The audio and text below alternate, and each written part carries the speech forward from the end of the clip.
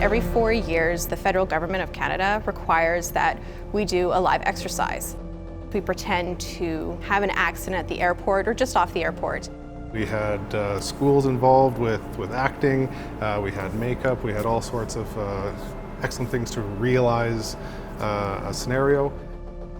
This particular scenario had a downed aircraft with a number of casualties, so we were dealing with a mass casualty incident. My role today in the simulated crash exercise was the incident command at the EOC. But our role initially is just to get on the phones and ensure that, number one, we're able to get the first responders on their way.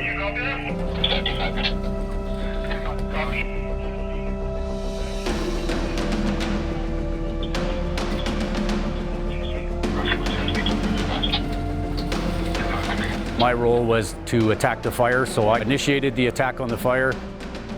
There was 2 fires, so one of them I initiated with the turret. We simulated that we were having trouble putting it out. I then went to the attack line and put the second fire out until we deemed the site safe, before we let all personnel in to look at the triage and the actual event.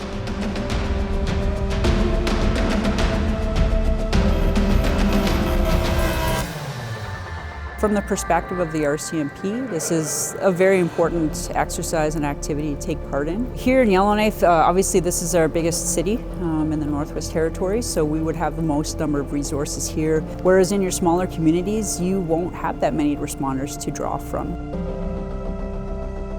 We do this for smaller communities. They don't have any paramedics, they don't have an ambulance. So all the training that we offered is to help a smaller community understand that they might not have paramedics, but they still have resources that they can pull from.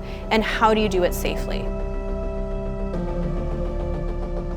It gives a great opportunity for them to come out to the Yellowknife Airport and play with all the agencies encompassing a mass emergency at the airport.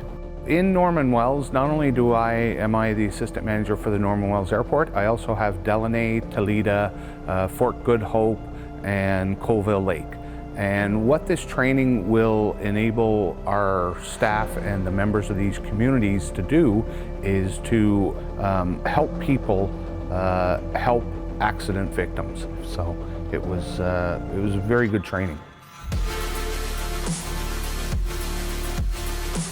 You know, it's just really a good experience for us to kind of work together.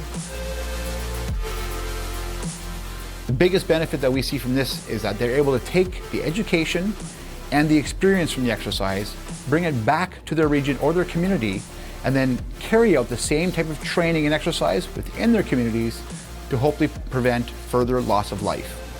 An exercise like this helps us learn where we have areas to improve, where we succeed. It went fantastic. Always a great learning opportunity. There's a strong commitment from everybody to improve, and we'll make some significant improvements in their program.